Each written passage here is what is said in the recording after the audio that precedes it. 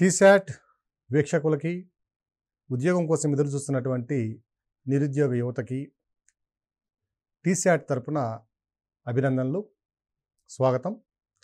ఈరోజు మనం group 1 prelims cum mains point of వ్యూకి సంబంధించిన జియోగ్రఫీలో ప్రపంచ పవన వ్యవస్థ గురించి చర్చించుకుంటున్నాం. ఇంతకుముందు సెషన్లో ప్రపంచ పవనాల యొక్క రకాలను చూసాం. ప్రపంచ పవనాలని ఏ విధంగా మొత్తం మీద గ్లోబల్గా ఉండే విండ్ సిస్టమ్ ఏ విధంగా విభజించామంటే planetary wind system, seasonal wind system, local wind system కూడా మనం విభజించుకున్నాం. ఇక్కడ అభ్యర్థులు గమనించవలసిన అంశం ఏంటంటే ఈ పవన వ్యవస్థను బేస్ చేసుకుని గతంలో అడిగిన ప్రశ్నను మనం పరిశీలించినట్లయితే ప్రపంచవ్యాప్తంగా ఉన్నటువంటి ఉష్ణమండల ఎడారులన్నీ కూడా ఖండ భాగాల యొక్క వెనుక భాగంలో ఆయనరేఖా ప్రాంతాల్లో విస్తరించడం జరిగింది. ఈ ఆయనరేఖా ప్రాంతాల్లో విస్తరించి ఉన్నటువంటి ఈ ఎడారులు ఏవైతే ఉన్నాయో, సహారా ఎడారి కానివ్వండి, కలహారా ఎడారి కానివ్వండి, నమీబియా, మొజావే, ఓకేనా, అట్లాగే గ్రేట్ విక్టోరియన్ డెజర్టు, గిబ్సన్ డెజర్టు, ఈ ఎడారులన్నీ కూడా ఖండాల యొక్క పశ్చిమ భాగాల్లో మాత్రమే విస్తరించి ఉన్నాయి.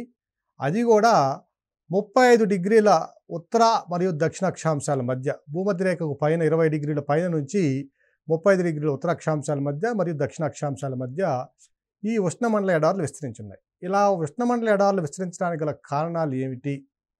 అలాగే భారతదేశంలో ఉన్నటువంటి రాజస్థాన్లో ఉన్న థార్ ఎడారి కూడా ఈ ప్రాంతంలోనే, మనం చెప్పుకున్నటువంటి ఈ అక్షాంశ ప్రాంతాల్లోనే ఉంది. 22, 21 ఆ ప్రాంతంలో ఉత్తర అక్షాంశాల మధ్య ఉన్నది.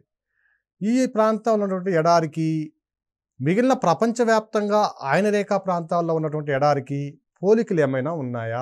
ఈ రెండు ఒకే విధంగా ఏర్పడినాయా, లేకపోతే వేరేగా విభేదాలు ఉన్నాయా అనే అంశాన్ని మనం గమనిద్దాం. ఇక్కడ మనం మ్యాప్లో చూసినట్లయితే, వరల్డ్ మ్యాప్లో చూసామనుకోండి, ఇక మొజావే ఎడారి ఉందండి. ఇక్కడ నార్త్ అమెరికాలో పశ్చిమ భాగాన మొజావే ఎడారి ఉంటుంది. అలాగే దక్షిణ అమెరికాలో ఇక్కడ అటకామా డెజర్ట్ ఉంటుంది. ఇక్కడ అటకామా ఎడారి ఉంటుంది. అలాగే ఆఫ్రికాలో ఉత్తర అర్ధగోళంలో ఉన్నటువంటి సహారా ఎడారి, దక్షిణ అర్ధగోళంలో ఉన్నటువంటి కలహారీ ఎడారి, నమీబియా ఎడారి, అలాగే ఇక ఆస్ట్రేలియాకు వస్తే గిబ్సన్ డెజర్టు, విక్టోరియా డెజర్టు, ఓకేనా, గ్రేట్ శాండీ డెజర్ట్, ఇవన్నీ కూడా ఈ ఎడారులన్నీ కూడా ఆయనరేఖ ప్రాంతాల్లో, ఉప ఆయనరేఖ ప్రాంతాల్లో విస్తరించినటువంటి ఉష్ణమండల ఎడారులు. ఇవి ఏర్పడడానికి గల కారణాలు ఏమిటంటే పరిశీలిస్తే మొట్టమొదట మనం చూసామండి, భూమధ్యరేఖా ప్రాంతము గమనిస్తే కనుక ఇది భూమధ్యరేఖా ప్రాంతం అయితే ఇది sub tropical high pressure belt కనుక అయితే, ఇది దక్షిణార్ధగోళంలో sub tropical high pressure belt కనుక అయితే, మనకి ఇటువైపు నుంచి వచ్చేటటువంటి, అంటే ఉత్తరార్ధగోళం నుంచి వచ్చేటటువంటి నార్త్ ఈస్ట్ ట్రేడ్ విండ్స్, అలాగే దక్షిణార్ధగోళం నుంచి వచ్చేటటువంటి సౌత్ ఈస్ట్ ట్రేడ్ విండ్స్, ఈ రెండు కూడా ఉప ఆయనరేఖ అధిక పీడన మండలం నుంచి వచ్చేటువంటి వ్యాపార పవనాలు. ఈ వ్యాపార పవనాలు లేదా ఈ వాయురాశులు మొదట్లో కవోష్ణ వాయురాశులు, చాలా డ్రై ఎయిర్ మాసెస్, ఎటువంటి నీటి ఆవిరి కానీ దాంట్లో ఉండడానికి అవకాశం లేదు. ఎందువల్లంటే యాంటీ సైక్లోనిక్ కండిషన్స్ నుంచి, అంటే అధిక పీడన మండలం నుంచి వచ్చేటువంటి వాయురాశులు. క్రమంగా అవి తమ ప్రయాణ మార్గంలో భూమధ్యరేఖ వైపుకు లేదా inter tropical convergence zone ITCZ వైపుకి ప్రయాణించే క్రమంలో ఈ వాయురాశులు జలభాగాల మీద, అంటే సముద్ర భాగాల మీద ప్రయాణించడం వల్ల ఏమవుతుందంటే కొంత నీటి ఆవిరిని తమతో పాటు క్యాప్చర్ చేయడం జరుగుతుంది, దొంగిలిస్తాయి, అవి స్టీల్ చేస్తాయి. సో ఆ వచ్చినటువంటి నీటి ఆవిరిని అంతా కూడా ఖండ భాగాల మీదకి రాగానే ఏదో ఒక అడ్డంకి తగులుతుందండి. దానికి పీఠభూమి కావచ్చు, లేదా కొండ ప్రాంతం కావచ్చు, లేదా మరేదైనటువంటి ఒక అడ్డంకి ఏర్పడినప్పుడు ఆటోమేటిక్గా అవి ఖండాల యొక్క తూర్పు భాగాల్లో వర్షపాతాన్ని అధికంగా వేస్తాయి. మనం చైనాలో చూసామనుకోండి, చైనా మొత్తం ప్రాంతంలో ఈశాన్య చైనా, తూర్పు చైనా ప్రాంతము చాలా హరితంతో ఉన్నటువంటి, పచ్చదనంతో ఉన్నటువంటి భాగం. ఇక పశ్చిమ చైనాకు వచ్చినట్లయితే మొత్తం అంతా కూడా ఎడారి ప్రాంతమే. టిబెట్ పీఠభూమి కానివ్వండి, అటు పైకి వెళ్తే మంగోలియా కానీ, ఇవన్నీ కూడా ఎడారి ప్రాంతాలే. కానీ తూర్పు చైనా ప్రాంతంలో చాలా అధికంగా గ్రీనరీ ఉన్నటువంటి ప్రాంతం. అలాగే ఆఫ్రికాకు వచ్చామనుకోండి, ఇక్కడ చూడండి, కెన్యా, ఇథియోపియా, ఈ ప్రాంతాల్లో కూడా అధిక వర్షపాతాన్ని పొందే ప్రాంతాలు. ఈ అధిక వర్షపాతం వల్ల ఏమవుతుందంటే కెన్యా కానివ్వండి, ఇథియోపియా కానివ్వండి, వ్యాపార పంటలైనటువంటి క్యాష్ క్రాప్స్ అయినటువంటి ఈ కాఫీ, టీ ప్రొడక్షన్‌లో టాప్ 4లో ఉన్నటువంటి దేశాలు. ఇథియోపియా అయితే కాఫీలో 4వ దేశము. కెన్యా అయితే టీ పండించడంలో 4వ దేశము. సో, ఈ విధంగా అధిక వర్షపాతాన్ని పొందుతున్నాయి ఇక్కడివి. ఈ తూర్పు నుంచి వచ్చేటటువంటి వ్యాపార పవనాలు ఏవైతే ఉన్నాయో అవి మొదట్లో కవోష్ణ వాయురాశులు అయినప్పటికీ వాటి ప్రయాణ మార్గంలో సముద్ర భాగాల నుంచి గ్రహించబడినటువంటి నీటి ఆవిరిని లేదా తేమను ఏం చేస్తున్నాయంటే ఖండాల యొక్క తూర్పు భాగంలో వర్షపాతాన్ని ఇచ్చేస్తున్నాయి. తర్వాత అవి మళ్ళీ డ్రై అయిపోతున్నాయి, పొడి అయిపోతున్నాయి. Instead of giving moisture, instead of giving rainfall in the western margins and the central parts of the continents, again they are stealing or capturing moisture from the soils or vegetative cover. So ఇవి అప్పటికే వర్షపాతాన్ని ఇవ్వడం వల్ల ఏమవుతుందంటే తర్వాత వచ్చే క్రమంలో వాటిలో తేమ లేకపోవడం వల్ల నేలలో ఉన్నటువంటి తేమనైనా గ్రహించేస్తాయి, లేదా వెజిటేటివ్ కవర్ ఏదైతే చెట్లు అవి ఉన్నాయో మనం అరణ్యాలు ఉన్నాయో వాటి నుంచి వచ్చే తేమను కూడా గ్రహించేస్తాయి. సో వర్షపాతం ఇవ్వకపోయినా పర్వాలేదు, కానీ వెనుక భాగాలు ఖండాల యొక్క వెనుక భాగంలో లేదా మధ్య భాగాల్లో ఉన్నటువంటి ప్రాంతాల్లో అవి నీటి ఆవిరిని లేదా నీళ్ళలోని తేమను గ్రహించడం వల్ల ఈ ప్రాంతము అధికంగా శుష్కంగా మారిపోయింది. సో ప్రధానమైనటువంటి కారణం ఏమిటంటే ఉష్ణమండల ఎడారులు ఏర్పడడానికి కారణము ఆయన మరి ఉపాయన రేఖా ప్రాంతాలు ఏర్పడడానికి కారణాన్ని పరిశీలిస్తే వ్యాపార పవనాలు ఖండాల యొక్క తూర్పు భాగాల్లో మాత్రమే వర్షపాతాన్ని ఇవ్వడం, పశ్చిమ ప్రాంతాల్లో వర్షపాతాన్ని ఇవ్వకపోగా నీళ్ళలో ఉన్న తేమను కూడా అవి లాగేసుకోవడం. దీనివల్ల ప్రపంచంలో అత్యంత పెద్దదైనటువంటి సహారా ఎడారి ఏర్పడింది. అలాగే కలహారీ ఎడారి దక్షిణాఫ్రికాలో, నమీబియా ఎడారి, అలాగే ఉత్తర అమెరికాలో మొజావే ఎడారి. సో ఈ విధంగా ఎడారులు ఏర్పడడం అనేది చాలా సర్వసాధారణం అయిపోయింది. రెండవ అంశము ఎడారులు ఏర్పడడానికి ఇదొక్కటే కారణం కాదు. మనం ఇంతకుముందు సెషన్లో చెప్పుకున్నట్లుగా సముద్రాల్లో సముద్ర ప్రవాహాలు ఉంటాయని చెప్పుకున్నాం. అవి ఏమిటంటే శీతల ప్రవాహాలు మరియు కవోష్ణ ప్రవాహాలు. శీతల ప్రవాహాలు ఎక్కడి నుంచి వస్తున్నాయంటే ధ్రువ ప్రాంతాల నుంచి భూమధ్య వైపుకి వస్తే, కవోష్ణ ప్రవాహాలు భూమధ్య రేఖ నుంచి ధ్రువ ప్రాంతాలకు వెళ్తున్నాయి. సో ఈ ఖండాల యొక్క మనము పశ్చిమ భాగాల్లో చూసినట్లయితే మ్యాప్లో చూడండి, ఇక్కడ నార్త్ అమెరికాలో ఇక్కడ వచ్చేటువంటి ప్రవాహము కాలిఫోర్నియా ప్రవాహం. అభ్యర్థులందరూ కూడా ఈ అంశాన్ని చర్చించేటప్పుడు మ్యాప్ని అట్లాస్ని దగ్గర పెట్టుకొని చూసుకోవాలి. ఈ కాలిఫోర్నియా ప్రవాహము. అలాగే దక్షిణ అమెరికాలో చూస్తే హంబోల్ట్ కరెంట్ అంటాం దీన్ని, హంబోల్ట్ కరెంటు లేదా పెరు ప్రవాహము. సో ఈ హంబోల్ట్ ప్రవాహం లేదా పెరు ప్రవాహం లేదా ఇక్కడ పైన కాలిఫోర్నియా ప్రవాహం ఇవన్నీ కూడా శీతల ప్రవాహాలు. ఈ శీతల ప్రవాహాలు ఖండాల యొక్క పశ్చిమ భాగంలో తీరరేఖకు దగ్గరలో ప్రయాణిస్తూ ఉన్నాయి. ఈ ప్రయాణించే క్రమంలో ధ్రువ ప్రాంతాల నుంచి వచ్చినటువంటి ప్రవాహాలు కాబట్టి వీటి యొక్క ఉష్ణోగ్రత చాలా స్వల్పంగా ఉంటుంది. 5 డిగ్రీలు, 6 డిగ్రీలు, 7 డిగ్రీలు మాత్రమే ఉష్ణోగ్రత ఉంటుంది. సముద్ర ఉపరితల జలాల ఉష్ణోగ్రతల్ని ఈ శీతల ప్రవాహాలు ఖండాల యొక్క పశ్చిమ భాగంలో తీవ్రంగా ప్రభావితం చేసి అల్ప ఉష్ణోగ్రతలకు గురి చేస్తున్నాయి. సముద్ర ఉపరితల జలాల ఉష్ణోగ్రత కనీసం 14-15 డిగ్రీల సెంటీగ్రేడ్ లేనిదే నీరు ఆవిరి కాదు. కానీ ఈ ప్రవాహాలు ప్రయాణించడం వల్ల ఏమవుతుందంటే ఇక్కడ ఉపరితల జలాల ఉష్ణోగ్రత 6-7 డిగ్రీల సెంటీగ్రేడ్కు పడిపోతుంది. ఫలితంగా నీరు ఆవిరి కాకపోవడం అంటే ఎవాపరేషన్ లేకపోవడం వల్ల ఇక్కడ మరలా వర్షపాతం రావడానికి అవకాశం లేనే లేదు. ఓకే, సో రెండవ ప్రధాన కారణం ఎడారులు ఏర్పడడానికి ప్రధాన కారణం ఏమిటంటే ఇక్కడ అవపాతం లేకపోవడం అంటే వర్షపాతం లేకపోవడం. వర్షపాతం లేకపోవడానికి గల కారణం ఏమిటంటే ఈ ఖండాల యొక్క పశ్చిమ తీర ప్రాంతంలో శీతల సముద్ర ప్రవాహాలు ప్రయాణించడం. ఉదాహరణకి కాలిఫోర్నియా కరెంటు, హంబోల్ట్ కరెంటు, అలాగే వెస్ట్ ఆస్ట్రేలియన్ కరెంటు, ఇక్కడ west Australian current. Next Africa దగ్గర చూసినట్టయితే క్యానరీస్ కరెంటు. సో ఈ శీతల ప్రవాహాలు ఖండాల యొక్క పశ్చిమ భాగంలో ప్రయాణించడం వల్ల ఏమవుతుందంటే ఆ ప్రాంతాల యొక్క సముద్ర జలాల ఉపరితల ఉష్ణోగ్రతలు గణనీయంగా తగ్గించివేయబడడం వల్ల ఆ ప్రాంతంలో ఎవాపరేషన్ నీటి ఆవిరి ప్రక్రియ జరగకపోవడం వల్ల ఈ ప్రాంతాల్లో వర్షపాతం సంభవించడం లేదు. ఇది రెండవ ప్రధాన కారణం. ఇవి కాకుండా మరొక మూడవ ప్రధాన కారణం ఏమిటంటే మ్యారిటైమ్ ఎయిర్ మాసెస్ అంటే సముద్ర ప్రాంతంలో ఈ ఖండాల యొక్క పశ్చిమ భాగంలో ఉన్నటువంటి సముద్ర ప్రాంతంలో ఈ ప్రాంతం చూసుకున్నాం అనుకోండి ఫర్ ఎగ్జాంపుల్, అలాగే ఈ సహారా ఎడారికి పశ్చిమాన ఉన్నటువంటి ఈ ప్రాంతం చూసినా, ఈ ప్రాంతాల్లో గనక చూసినట్లయితే మనము ఇక్కడ ఉన్నటువంటి ఎయిర్ మాసెస్ వాయు రాశులు స్టేబుల్గా ఉంటున్నాయి. అవి ఒక దగ్గర నుంచి ఇంకో ప్రాంతానికి చెలించడానికి అవకాశం లేకుండా ఉన్నాయి. అక్కడే స్టేబుల్గా స్టాగ్నేషన్ అయిపోయి ఉన్నాయి, అంటే స్థిరపడిపోయి ఉన్నాయి. ఈ వాయు రాశులు కనుక తమ గమనాన్ని మార్చుకుని తన స్థానాన్ని మార్చుకుని మరొక ప్రాంతానికి వెళ్ళినట్లయితే ఆ ప్రాంతాన్ని భర్తీ చేయడం కోసం మరొక రకమైన వాయు రాశులు రావడానికి అవకాశం ఉంది కదా.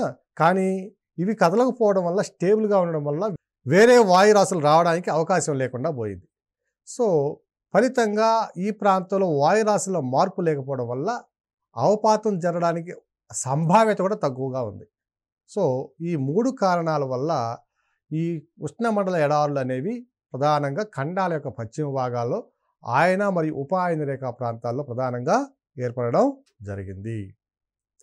సో అభ్యర్థులు ఇవన్నీ కూడా ఇక్కడ పరిశీలించేటప్పుడు, చదివేటప్పుడు, అధ్యయనం చేసేటప్పుడు మ్యాప్ను దగ్గర పెట్టుకుని, అట్లాస్ని దగ్గర పెట్టుకొని ఏ ఎడారికి ఏ శీతల ప్రవాహం కారణమైంది అనేది తప్పనిసరిగా మీరు నేర్చుకోవాల్సిన అవసరం ఉంటుంది. అలాగే ఏ ఎడారి ఏ ఏ ప్రాంతాల్లో ఏ ఏ దేశాలతో సంబంధం కలిగి ఉంది, ఇవన్నీ కూడా ప్రీవియస్లో వచ్చినటువంటి మోడల్స్. ఇవన్నీ నేను చెప్తున్నది ప్రీవియస్గా వచ్చినటువంటి ఫిలిమ్స్లో వచ్చిన ప్రశ్నల్లో మోడల్స్ ఈ విధంగా ఉంటాయి. ఏ ఏ ఎడారి ఏ ఏ దేశాలతో సంబంధం కలిగి ఉంది అనేది కూడా మనం అధ్యయనం చేయాలి.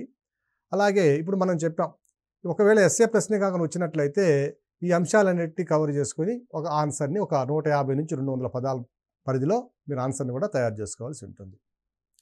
ఇక 3వ అంశాన్ని కనుక పరిశీలించినట్లయితే, 3వ అంటే ప్రపంచ పవన వ్యవస్థలో ఉన్నటువంటి 3వ స్థానిక పవన వ్యవస్థను కనుక పరిశీలించినట్లయితే, మనము స్థానిక పవన వ్యవస్థ అంటే లోకల్ విండ్ సిస్టాన్ని కనుక పరిశీలించినట్లయితే, ఇది ప్రిలిమ్స్ పాయింట్ ఆఫ్ వ్యూలో చాలా ఇంపార్టెంట్ అండి. చాలా సందర్భాలు అడిగినటువంటి సందర్భాలు చాలా ఉన్నాయి. ఈ స్థానిక పవన వ్యవస్థ ఆవిర్భావానికి గల కారణం ఏమిటి అనేది కనుక మనం పరిశీలించినట్లయితే, స్థానికంగా ఉన్నటువంటి ఉష్ణోగ్రత వ్యత్యాసాలు. ఫర్ ఎగ్జాంపుల్ ఇండియాని తీసుకున్నాం అనుకోండి, ఇది అరేబియా తీరం, ఇవి పశ్చిమ కనుమలు. పశ్చిమ కనుమలకి తూర్పు ప్రాంతంలో మరియు పశ్చిమ ప్రాంతాలు ఇదంతా కూడా ప్లాంటేషన్ క్రాప్స్ వేస్తున్నాం.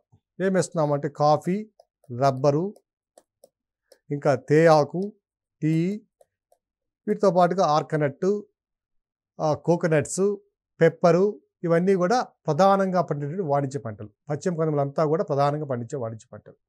మనకి ఋతుపవనాలు అనేవి మే చివరిలో, మే 28వ తేదీన అండమాన్ నికోబార్ దీవుల్లో ప్రారంభమయ్యి జూన్ 1 లేదా 2కి కేరళ తీరాన్ని దాటి జూలై 15 నాటికి గుజరాత్లోని కచ్చి సింధు శాఖ ప్రాంతాన్ని చుట్టుముట్టి దేశమంతటా వ్యాపిస్తాయి. తర్వాత సెప్టెంబర్ 29, 30న ప్రారంభమయ్యేటువంటి రిట్రీట్, అంటే అధికారికంగా అక్టోబర్ 1న ప్రారంభమయ్యేటటువంటి తిరోగమనము డిసెంబర్ వరకు ఉంటుందండి. సో ఈ తిరోగమన ఋతుపవనాల ద్వారా మనకు వర్షపాతం పొందే ప్రాంతం ఏమిటంటే కేవలం కోరమాండల్ తీర ప్రాంతం. అంటే ఆంధ్రప్రదేశ్లోని నెల్లూరు, ప్రకాశం జిల్లాలు, రాయలసీమ జిల్లాలతో పాటు ఎంటైర్ కోరమాండల్ అంటే తమిళనాడు యొక్క తూర్పు తీర ప్రాంతం అంతా కూడా ఈ సందర్భంలోనే వర్షపాతం పొందుతుంది. కానీ పశ్చిమ కనుమల్లో వర్షపాతం ఎప్పటికో ఆగిపోయిందండి. అక్టోబర్ ప్రాంతానికి ఆగిపోయింది వర్షపాతం. సో ఇప్పుడు ఉన్నటువంటి ఈ తేయాకు పంట కానివ్వండి, కాఫీ పంట కానివ్వండి, ఈ ప్లాంటేషన్ క్రాప్స్ ఏవైతే ఉన్నాయో అవి ఈల్డింగ్స్ అంతా కూడా డిసెంబర్ నుంచి స్టార్ట్ అవుతుంది. కాఫీ కానివ్వండి, ఇవన్నీ కూడా పెప్పర్ కానివ్వండి, ఇవి డిసెంబర్లో వస్తుంది.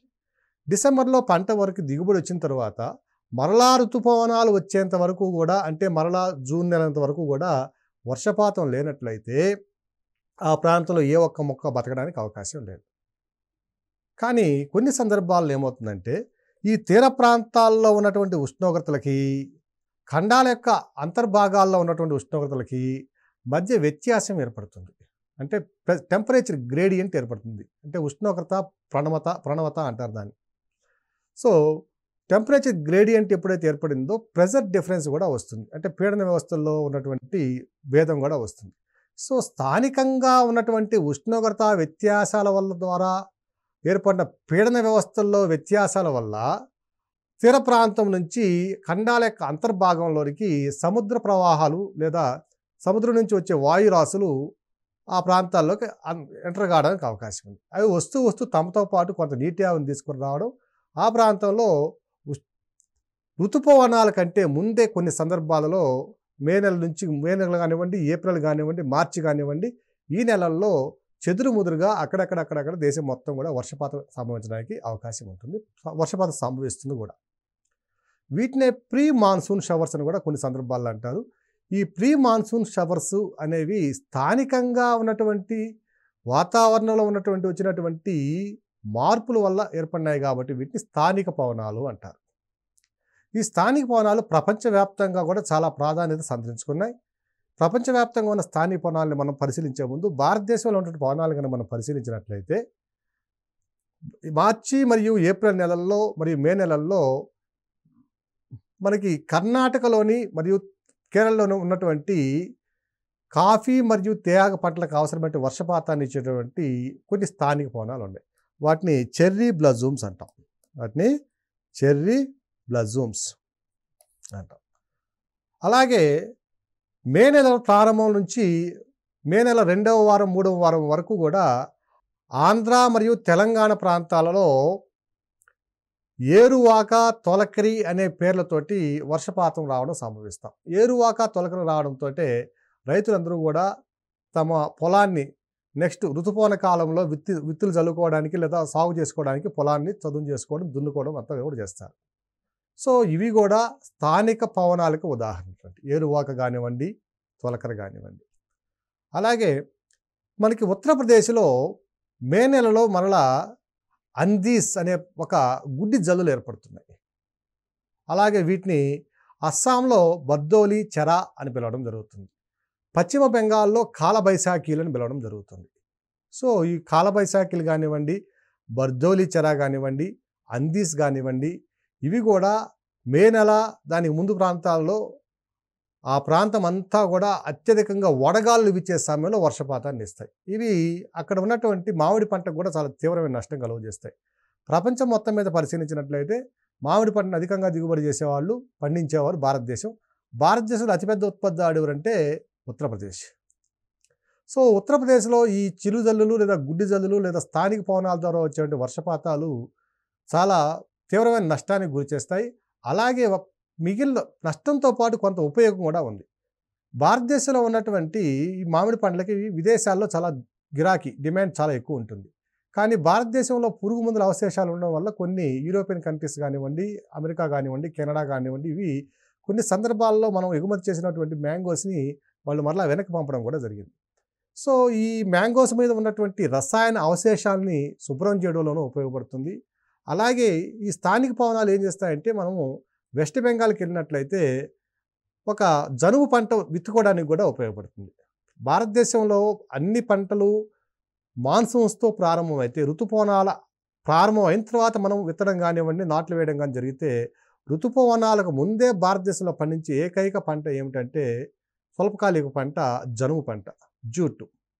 సో ఈ జూట్ని విత్తుకోవడానికి కూడా అంటే మనం నాటుకోవడానికి కూడా మనకి సరైనటువంటి వాతావరణాన్ని కలుగజేస్తాయి ఈ స్థానిక పవనాలు. సో ఈ స్థానిక పవనాలు అనేవి స్థానికంగా ఉన్నటువంటి వాతావరణంలో ఉన్నటువంటి ఉష్ణోగ్రతల్ని క్రమబద్ధీకరించడంలో ప్రధాన పాత్ర పోషిస్తాయి. అలాగే ఆ ప్రాంతంలో ఉన్నటువంటి జీవ వైవిధ్యాన్ని సంరక్షించడంలో కూడా ప్రధాన పాత్ర పోషిస్తాయి. సో ఈ విధంగా మనం ప్రపంచ పవనాలని, ఋతుపవనాలని, స్థానిక పవనాలని పరిశీలించినట్లయితే ఏ పవన వ్యవస్థ యొక్క ఉద్దేశమైనా ఉష్ణోగ్రతల్ని క్రమబద్ధీకరించడం అనే అంశాన్ని మనం గుర్తుపెట్టుకోవాలి. ఇంతకుముందు చెప్పుకున్నాం. ఆయనరేఖా ప్రాంతాలలో అధికంగా నమోదయ్యేటటువంటి సూర్యపుటము ఇన్సులేషన్, ఇన్కమింగ్ సోలార్ రేడియేషన్ ఏదైతే ఉందో, ఆయనరేఖా ప్రాంతాలు కావచ్చు, ఉపాయనరేఖా ప్రాంతాలు కావచ్చు, మధ్య అక్షాంశ ప్రాంతాలు కావచ్చు, ఈ ప్రాంతాలలో అధికంగా కేంద్రీకృతమైనటువంటి సౌర శక్తిని మనము చల్లని ప్రాంతాలను ధ్రువ ప్రాంతాలకి సరఫరా చేయాలి. సో ఈ సరఫరా చేయబడేది ప్రక్రియ 2 విధాలుగా జరుగుతుంది. ఒకటి, సముద్ర ప్రవాహాల ద్వారా 75% ఎనర్జీని శక్తిని మనము ధ్రువ ప్రాంతాలకి సరఫరా చేస్తే మిగిలినటువంటి 25% సరఫరా దేని ద్వారా చేయబడుతుందంటే పవన వ్యవస్థ ద్వారా చేయబడుతుంది. ఈ పవన వ్యవస్థలు 3 రకాలుగా వర్గీకరించుకున్నాం.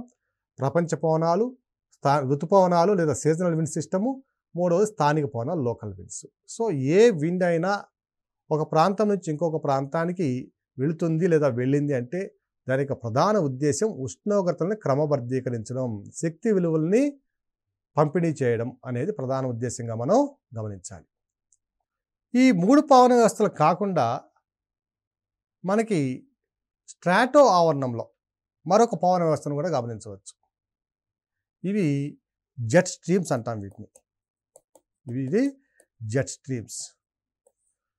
మనము వాతావరణ యొక్క నిర్మాణము మరి సంఘటనని పరిశీలించేటప్పుడు, composition of the atmosphere, structure of the atmosphere మనం పరిశీలించేటప్పుడు స్ట్రక్చర్లో మనం ఏం చూసామంటే ట్రోపో ఆవరణము, స్ట్రాటో ఆవరణం గమనించాం. ట్రోపో ఆవరణం గురించి చెప్పేటప్పుడు మనము కొన్ని అంశాలను ప్రత్యేకంగా చెప్పుకున్నాం. వాతావరణంలో ఏర్పడే అలజడులన్నీ కూడా ట్రోపో ఆవరణానికే పరిమితమై ఉన్నాయి. అలజడులకు గల కారణం ఏమిటి అంటే గుప్తోష్ణము అని చెప్పుకున్నాం. అంటే సౌరపుటం ద్వారా సూర్యుడి నుంచి వచ్చే శక్తి ద్వారా నీరు ఆవిరై, ఆవిరి ద్వారా ఉన్నటువంటి నిబిడీకృతమైనటువంటి గుప్తోష్ణాన్ని పైకి వెళ్ళినప్పుడు, అంటే ఉపరితల మార్గంలో ప్రయాణించి కన్వెక్షనల్ కరెంట్స్ సంవహన ప్రవాహాలుగా పైకి వెళ్ళి రిలీజ్ చేస్తాయి. అక్కడ విడుదల చేయబడినటువంటి గుప్తోష్ణం ఏదైతే ఉందో అవి మిగిలిన వాయురాశుల్ని దాని చుట్టుపక్కల ఉన్నటువంటి సరౌండింగ్స్లో ఉన్నటువంటి వాయురాశుల్ని వేడెక్కించడంలో ప్రధాన పాత్ర పోషిస్తాయి. సో గుప్తోష్ణం రిలీజ్ కావడం, విడుదల కావడం అనే ప్రక్రియ వాతావరణంలో ఉన్నటువంటి అలజడులకు కారణం. ఈ అలజడులన్నీ కూడా దేనికి పరిమితమైనంటే కేవలం ట్రోపో ఆవరణంలో మాత్రమే మనం చూడగలము. అది మనం గమనించాం. ఇవి కాకుండా కొన్ని సందర్భాలలో సీజన్స్లో, అది కూడా శీతాకాల సందర్భాలలో ఈ ట్రోపో ఆవరణానికి జస్ట్ ఎగువన స్ట్రాటో ఆవరణం, దిగువ స్ట్రాటో ఆవరణంలో కొన్ని పవన వ్యవస్థలు లేదా చాలా స్వల్పకాలికమైన పవన వ్యవస్థలు మనం గమనించడం జరిగింది. ఇవి మొదటి ప్రపంచ యుద్ధ కాలంలో వీటి గురించి అధ్యయనం చేయడం జరిగింది. సో వీటిని ఒక పేరు పెట్టారండి, జెట్ స్ట్రీమ్స్ అని అన్నాం. ఈ జెట్ స్ట్రీమ్ అనేది ఏమిటంటే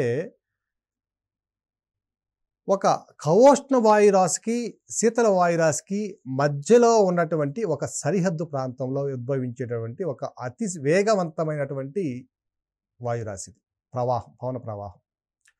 ఫర్ ఎగ్జాంపుల్ మనము ఆయనరేఖ అధిక పీడన మండలం చూసాం, sub tropical high pressure belt చూసాం. ఇక్కడ కూడా sub tropical high pressure belt చూసాం, దక్షిణార్ధగోళంలో కూడా. ఈ పైన మరలా ఏం చూసామంటే సబ్ పోలార్ లో ప్రెజర్ బెల్ట్ చూసాం, ఉప ధ్రువ అల్పపీడన మండలం చూసాం.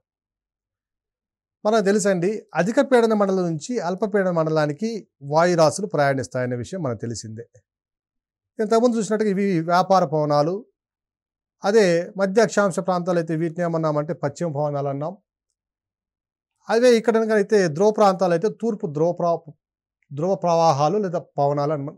ఇవి ట్రోపో ఆవరణంలో సంభవించేటటువంటి పవన వ్యవస్థ. కొన్ని సందర్భాలలో శీతాకాలంలో ఉష్ణోగ్రతలు బాగా తగ్గినప్పుడు ఏమవుతుందంటే ఈ ఆయనరేఖ అధిక పీడన మండలం నుంచి కొన్ని వాయురాశులు దాదాపుగా 12-13 కిలోమీటర్ల ఎత్తులో, గ్రౌండ్ లెవెల్ నుంచి, మీన్ సీ లెవెల్ నుంచి 12-13 కిలోమీటర్ల ఎత్తులో ఒక అతి వేగవంతమైనటువంటి వాయురాశి ప్రయాణిస్తుంది.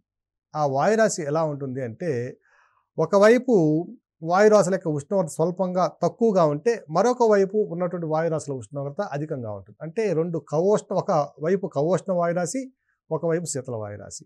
ఈ రెండు వాయురాశులకి మధ్య బౌండరీ, ఒక సరిహద్దు ప్రాంతంలో ఇవి వీస్తాయి.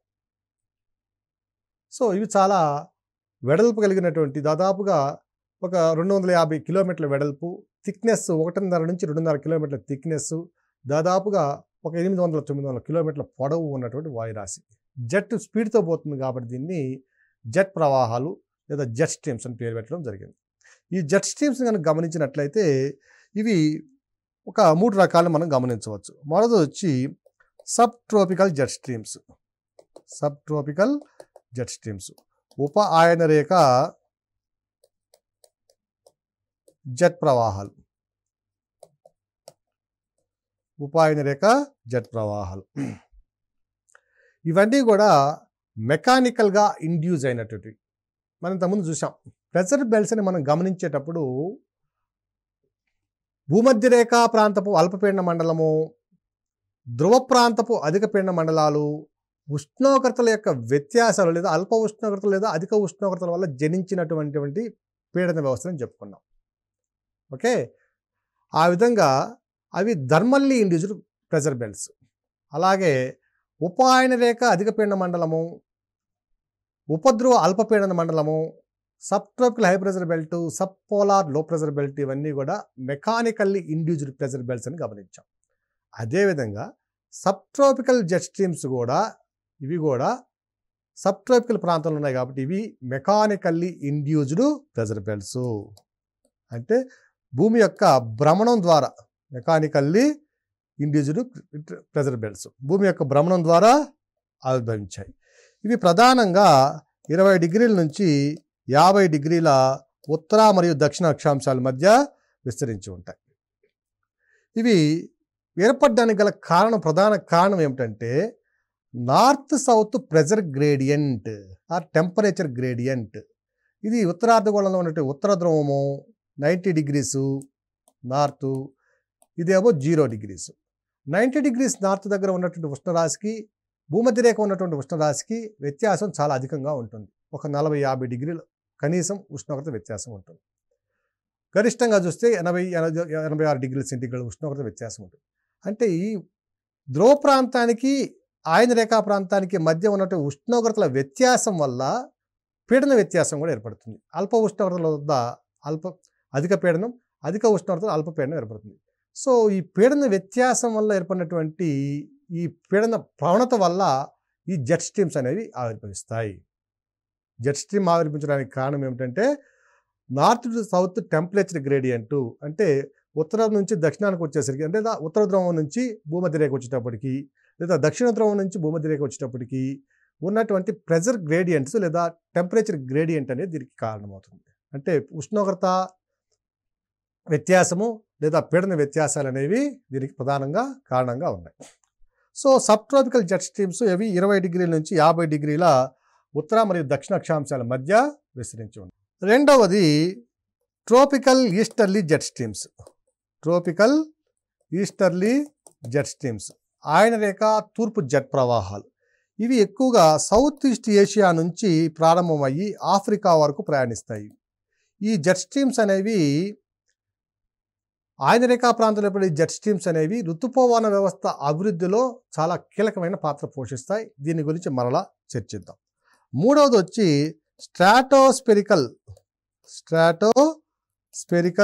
జెట్ స్ట్రీమ్స్ లేదా స్ట్రాటో ఆవరణపు జెట్ స్ట్రీమ్స్.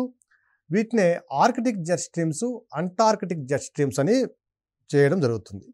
ఇవి లాంగ్ వింటర్ సీజన్లో నైట్ టైంలో కోల్డ్ వింటర్ సీజన్లో ఏర్పడతాయి. దాదాపుగా 6 నెలల పాటు ఈ జెట్ స్ట్రీమ్స్ తమ ఉనికిని ఉంటాయి. ఇవి గంటకి 160 నుంచి 480 కిలోమీటర్ల వేగంతో ప్రయాణించడానికి అవకాశం ఉంది. అలాగే థిక్నెస్ చూసినట్లయితే 900 నుంచి 2150 మీటర్ల థిక్నెస్ ఉండడానికి అవకాశం ఉంది. సో జెట్ స్ట్రీమ్స్ అనేవి వెడల్పు చూసినట్లయితే 160 నుంచి 480 కిలోమీటర్ల వెడల్పు, 900 నుంచి 2150 మీటర్ల థిక్నెస్ మందం ఉంటాయి. ఒక వేగంగా చూసినట్లయితే ఇవి కూడా దాదాపు 150 కిలోమీటర్ల మినిమం వేగం ఉంటుంది. దాదాపు 500 కిలోమీటర్ల వేగం వరకు కూడా ప్రయాణిస్తాయి. సో ఓవరాల్గా మనం ఇక్కడ పరిశీలించినట్లయితే ఇక్కడ మనం గుర్తుంచుకోవాల్సిన అంశము ఉష్ణమండల ఎడారులు ఏర్పడడానికి గల కారణాలు, వాటి యొక్క విస్తరణ చర్చించండి. అభ్యర్థి ఇక్కడ చేయవలసిన పని ఏమిటంటే ఎడారులు ఏర్పడడానికి గల కారణం మనకేముంది, ట్రేడ్ విండ్స్ ఉన్నాయి, పశ్చిమ భాగాల్లో సముద్ర ప్రవాహాలు, శీతల సముద్ర ప్రవాహాలు ఉన్నాయి. మూడవ రీజన్ వచ్చి మ్యారిటైమ్ ఎయిర్ మాసెస్, ఆ శీతల సముద్ర ప్రవాహాలకు పశ్చిమాన ఉన్నటువంటి వాయురాశులు స్టేబుల్గా నిలకడగా ఉండడం. ఈ 3 కారణాలను చర్చిస్తూ ఒకవేళ వీలుంటే కనుక ఎగ్జామ్లో కనుక ఈ ప్రశ్న వచ్చినట్లయితే వీలుంటే ప్రపంచపటం వేసి ఆయా ఎడారులను గుర్తించి ఆ ఎడారులు వెనక ఉన్నటువంటి ఇది శీతల సముద్ర ప్రవాహాలు ఏవైతే ఉన్నాయో వాటిని కనుక గుర్తించి మీరు కనుక ఆన్సర్ రాయగలిగితే మీరు ఆల్మోస్ట్ 100% మార్క్స్ తెచ్చుకోవడానికి అవకాశం ఉంది. అలాగే లోకల్ విండ్స్ ఏవైతే ఉన్నాయో వీటి మీద కూడా అభ్యర్థులు కొంచెం కాన్సన్ట్రేట్ చేసినట్లయితే మనకి ప్రిలిమినరీ పాయింట్ ఆఫ్ వ్యూలో ఏదో ఒక ప్రశ్న రావడానికి అవకాశం ఉంటుంది కాబట్టి దాని మీద కూడా అభ్యర్థులు కాన్సన్ట్రేట్ చేయాలి. సో మొత్తం ఓవరాల్గా చూసినట్లయితే ప్రపంచ పవన వ్యవస్థ చదవడం ద్వారానే మనం ఋతుపవన వ్యవస్థని అర్థం చేసుకోవడానికి అవకాశం ఉంది. ధన్యవాదాలు.